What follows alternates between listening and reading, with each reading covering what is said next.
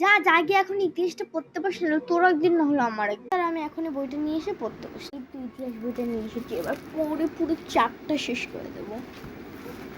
দেখি তো প্রথমে কি আছে। বাবরের আসল নাম জয় রশি বয়সিন্ন র। এটা কি? ও মা, মা ও মা একটু আসো তো, কি হয়েছে বল।